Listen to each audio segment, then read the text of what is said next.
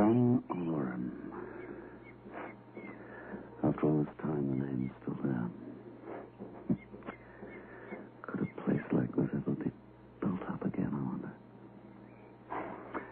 No, never. Too far gone. So still. Airless. Food for worms. Dead and rotten. Food for worms.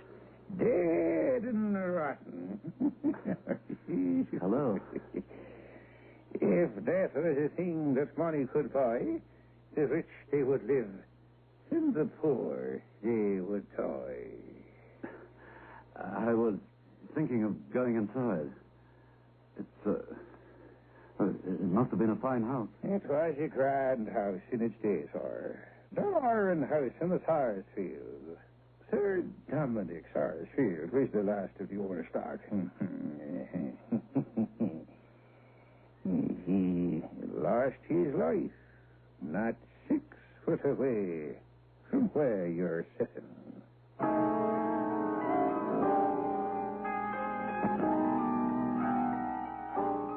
Biotex, the new soak and pre-wash powder, presents Beyond Midnight by Michael McCabe.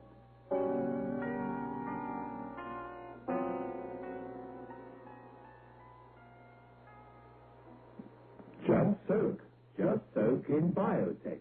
Just soak in Biotex. Just soak in Biotex. If you have wondered how to get your washing really stain-free, understand this. Biotex removes the stains and dirt washing won't. Just soak in Biotex.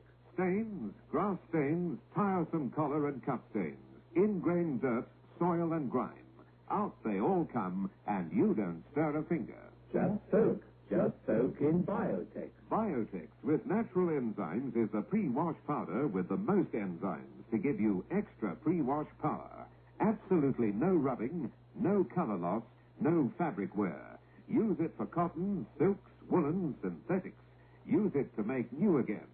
Soaking in Biotex removes the stains and dirt, but washing won't. Just soak in Biotex.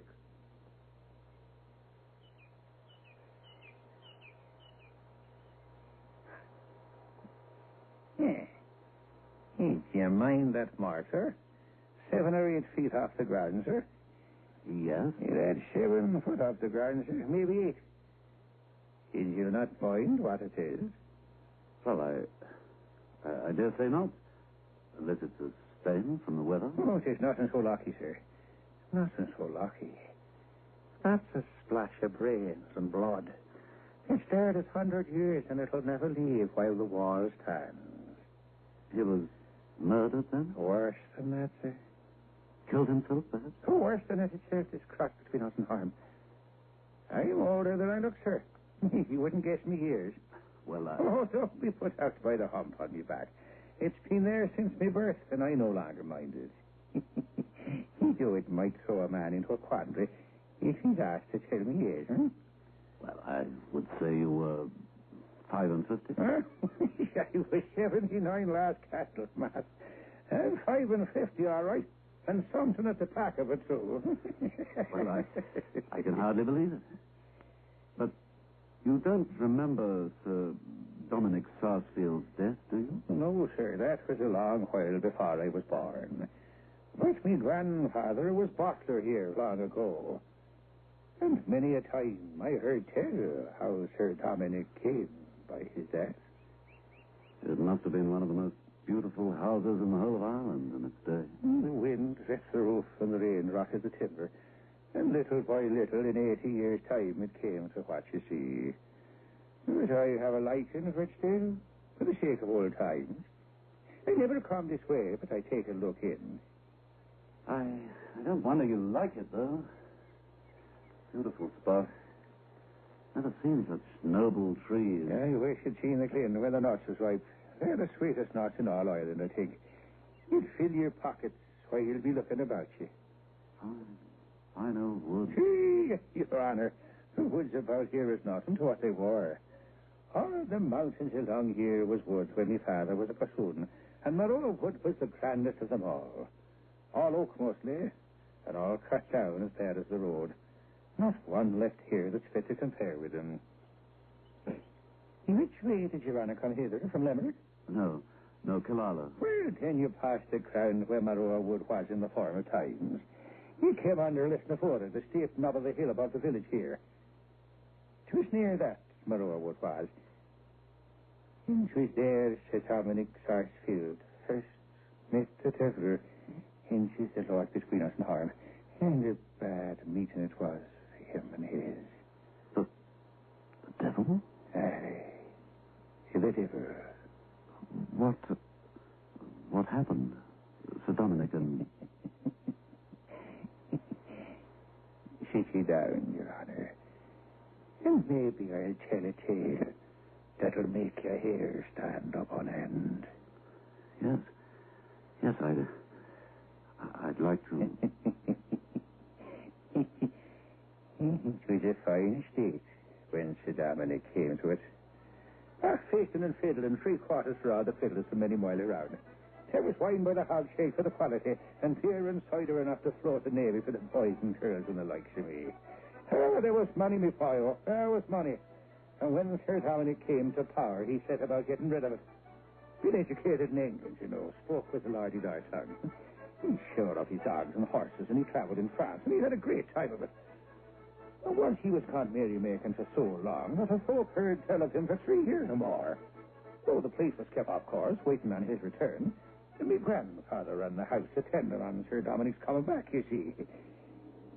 And one night, one wild night was apparently, Sir Dominic did come back. There came a rapping on the window. And old Connor Hanlon, the boss of my grandfather, was sitting by the fire, warming his shins. Who knocks there? Who calls?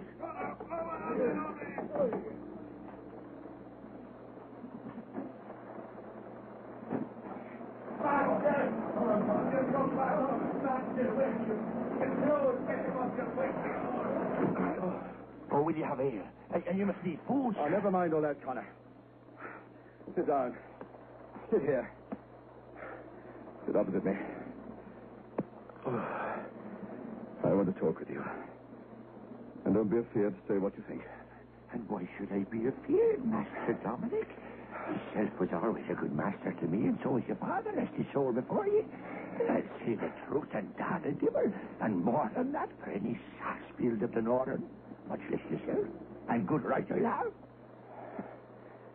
It's all over with me, Connor. It is past praying for. The last guinea's gone. The old place will follow it. It must be sold. And I'm come here.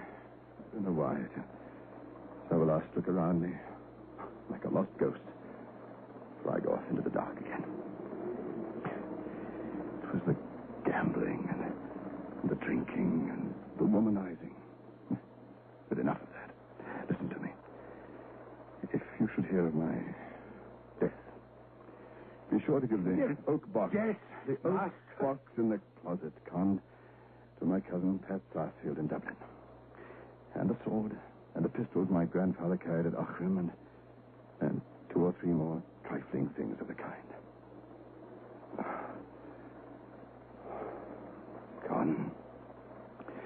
Con, they say if the devil gives you money overnight, you find nothing but a bag full of pebbles, chips, and nuts in the morning. If I thought he played fair, I'm in the humor to make a bargain with him tonight. Lord forbid. They say the country is full of men enlisting soldiers for the King of France. If I light on one of them, I'll not refuse his offer. How contrary things go. How long is it since Captain Waller and me fought the duel at Newcastle? 6 years, Master. And you broke his thigh with the bullet of the first shot. I did, Con. I did. And I wish, instead, it shot me through the heart. Have you any whiskey? Oh,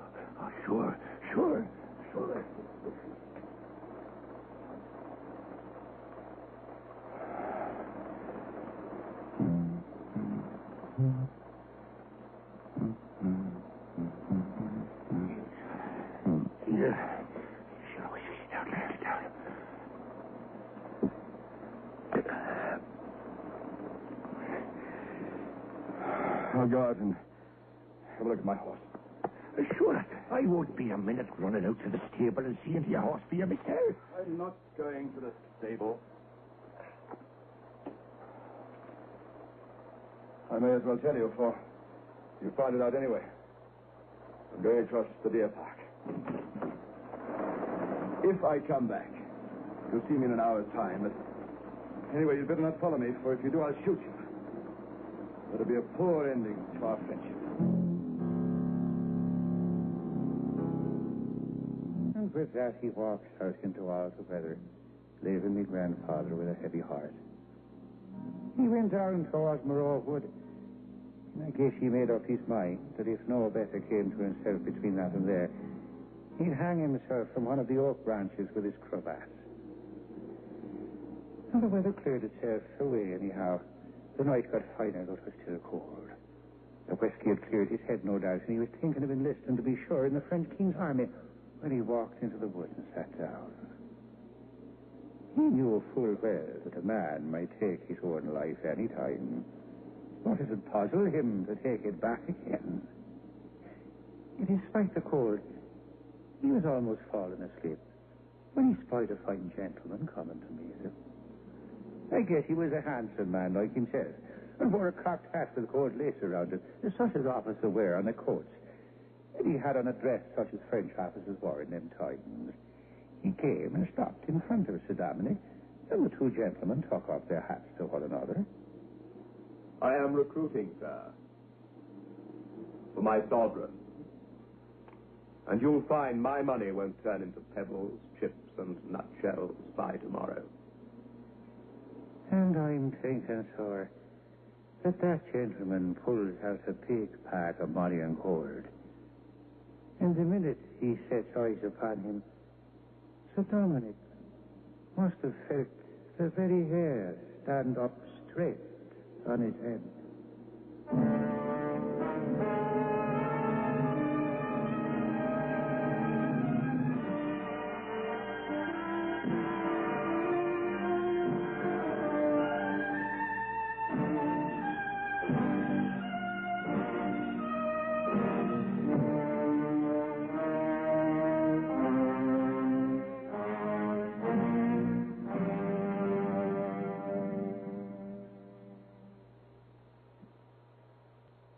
I feel like a new man. It's a lovely day today. I thought you had... I took a Grandpa headache powder, and I'm well better. When colds and flu are about, Grandpa headache powders are what you need. Grandpa headache powders work fast because they dissolve almost immediately. Grandpa makes all those dreadful flu symptoms disappear quickly. So, whenever you're in pain, get fast relief. Get Grandpa headache powder. Ah, Grandpa. Just soak. Just soak in Biotex. Stains, grass stains, collar and cut stains, ingrained dirt, soil and grime. Out they come and you don't stir a finger. Just soak. Just soak in Biotex. Biotex with natural enzymes is the pre-wash powder with the most enzymes to give you extra pre-wash power. Absolutely no rubbing, no color loss, no fabric wear. Soaking in Biotex removes the stains and dirt that washing won't. Just soak. Just soak in Biotex.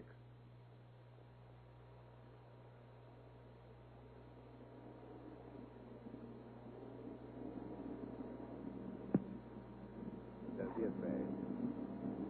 The money won't burn you. If it proves honest gold, and if it prospers with you, I'm willing to make a bargain. This is the last day of February. I'll serve you 7 years. And at the end of that time, you will serve me. And I'll come for you when the 7 years are over. When the clock turns the minute between February and March, and the 1st of March, you'll come away with me, or never. You'll not find me a bad master. I love my own, and I command all the pleasures and glory of the world. And if you'd rather wait for 8 months and 28 days before you sign the writing, you may, if you meet me here. But I can't do a great deal for you in the meantime. If you don't sign then, all you get from me up to that time will vanish away. And you'll be just as you are tonight, and ready to hang yourself on the first tree you meet.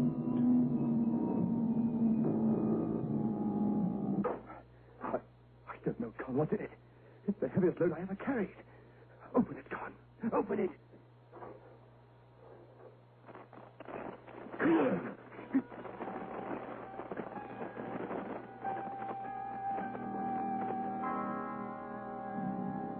And Sir Dominic counted every guinea in the bag. And it took him until daylight.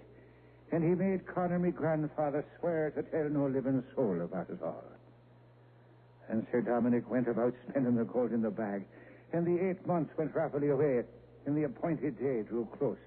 And his debts began to pile up all around him. And by the time the night of the 28th come round, he was almost ready to lose his senses with all the demands that was rising up against him, and nothing to meet them but the help of one dreadful. He had to depend on at night in the oak woods down there below.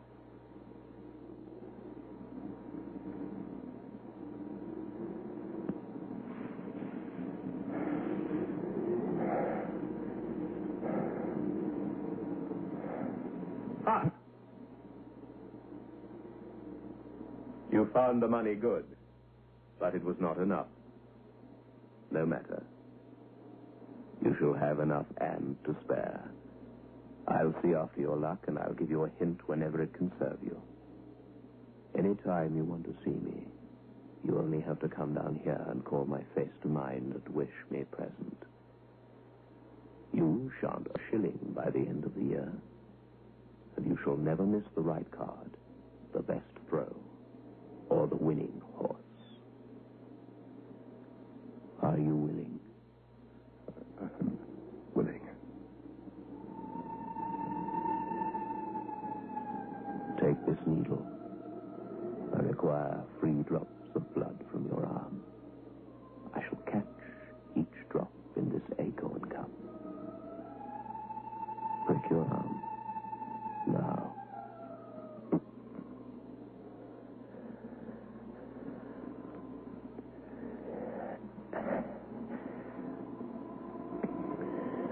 Take this pen. Write again what is written there upon this parchment.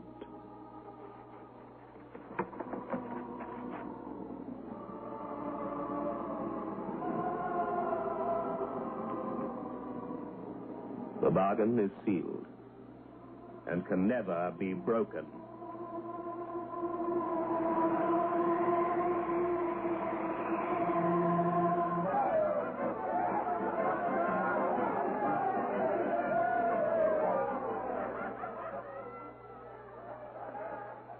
And Sir Dominic was soon out of debt, and he took up his old ways again, and everything was fine.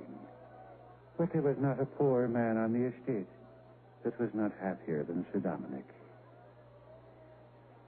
And the years passed. Conor was alive again, music, happy ones singing. All were happy except the master. The money never ran out, just as the queer ones Sir Dominic met by the oak swore it would not. The years passed and the 7th approached fast, and Sir Dominic grew more and more out of humour. Took to going for solitary rides, sometimes at night. Finally, he lost heart altogether and sent for the priest. No more to tell, Father. That's how it is with me. That's how it's been for 6 and more years. I've only 10 months to run now. What can I do, Father? Is there aught? And I've had no idea. No idea. But what, Father? My soul's lost. No. No, I'll tell you what you do. I'll tell you. 10 months, you say. 10 months to run. You must give over dicing, and you must give over swearing and drinking and all bad company.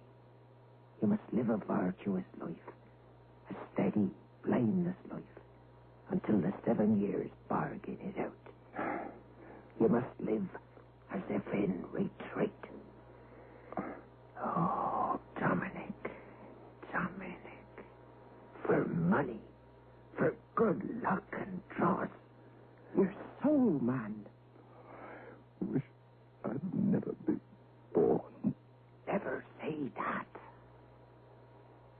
months went quickly, and Sir Dominic lived a blameless life.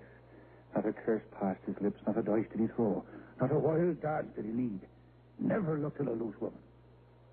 And you may guess he felt queer enough when the morning of the 28th of February came.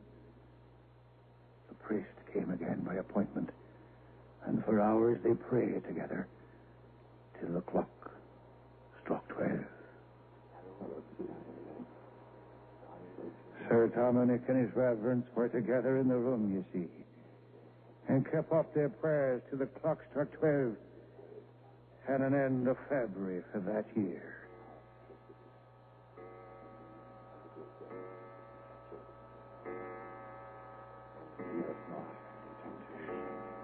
That would deliver us from evil.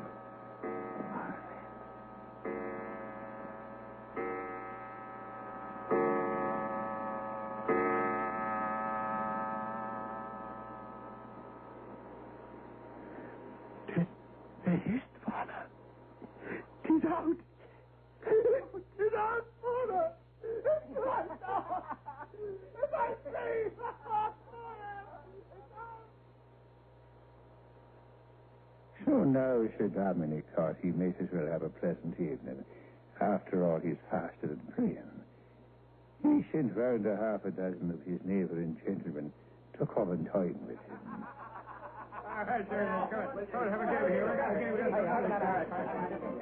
And there was no end to the wine. And soon the cards came out, and the guineas began to change hands. And his reverence, who stayed, crept away when he saw the way the night was going. And the party became drunk and sure enough and lasted into the next morning. Whereupon the gentleman took breakfast and slept out a day, only to begin again the next year. All right, now let's play up again now, lads. We're going to have another game. I never had it. Gentlemen! Gentlemen! Gentlemen! A toast! A toast, gentlemen! Please, please, quiet! Gentlemen, a toast to the best 1st of March I ever sat down upon with my friends. It ain't the 1st of March. What? It ain't the 1st of March. What is it, then? It is the 29th of February. Leap year. What? No, it can't be. Say it's not. Master, there's a gentleman downstairs, a queer gentleman if ever I see one. Huh? Tell your master, says he, in as awful a voice as I ever did hear. Tell your master that I'm here by appointment. And expect him downstairs by appointment. No! I can't come down yet. Gentlemen! For pity's sake. Will any of you jump from the window, bring the priest here? I'm serious, for heaven's sake, gentlemen! Master! He says unless you come down right away, he'll come up to you. I don't understand this. I'll see what it means. And the young noble went, with a face as if he was to meet the hangman, downstairs to meet what? And when he reaches the bottom, his gentleman is there to meet him. And directly that one sees him, he catches Sir Dominic up in his arms and carries him out the great door.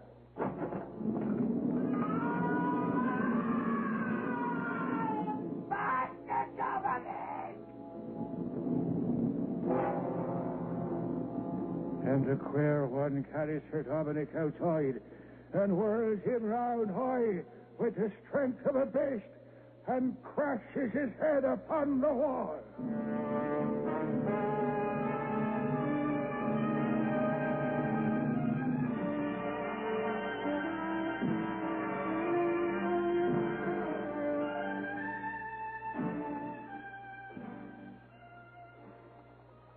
Sir Dominic was a corpse. There was not a gasp left in him. Pat Donovan was coming up to the house early the next morning, and after he passed the little brook, his dog that was by his side makes a sudden wheel and runs howling by that wall there. And that minute, two men passed Donovan in complete silence. One of them looked like Sir Dominic, and the other, Sabus, was like nothing on earth. They made no sound with their feet, and only the dog howled fit to wake the dead. And later, Donovan found the master's body lying there, by the wall, on that spot. The head smashed, and the body cold and stiff. It's late. I must get back to the village now. And I'll be leaving too. Good night to you, old man. And God bless you.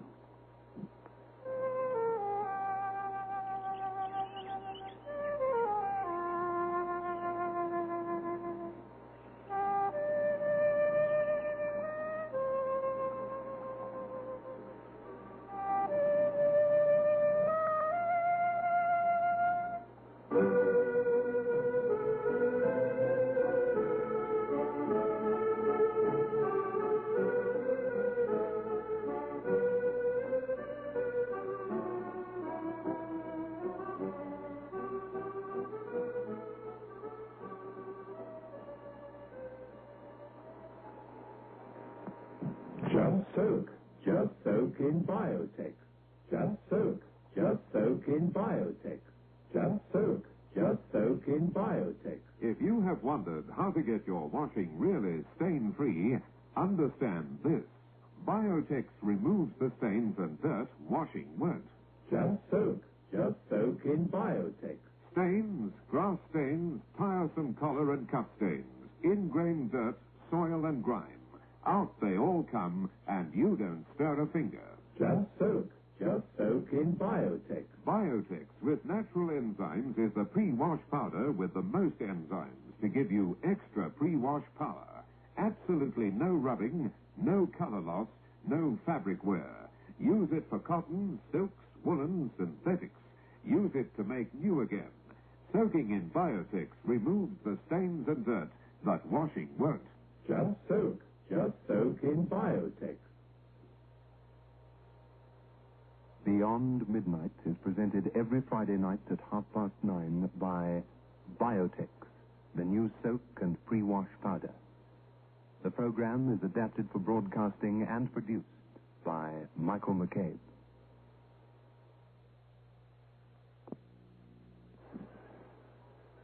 In Beyond Midnight, next week, we're broadcasting The Room.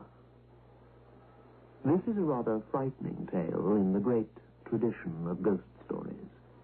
The room in question is in the north wing of a house owned by a certain Mrs. Watts. The house has been in her family for many years, and the room in the north wing has a very terrible reputation. No one who has spent a night there has been found in the same condition as they went in when the door is opened the next morning. A duke, a well-known ghost hunter and dabbler in the supernatural, slept in the yellow room, and the results were terrifying. Before the great window was blocked in, one poor inmate jumped to the ground below to his death. Mrs. Watts herself has never dared spend more than a few minutes there. But she's an old woman now, and by her own admittance, she can't bear the thought of dying without knowing just what it is that haunts a person who spends a night in the room. Consequently, she offers £1,000, and Ronald Todd takes up the offer. The haunting of Ronald Todd is eerie and inexplicable, and at the very end of the story, there is a surprise which might anger and puzzle, but will certainly intrigue. Beyond Midnight is presented every Friday night at 9:30 by Biotex, the new soak and pre-wash powder. The program is adapted for broadcasting and produced by Michael McCabe.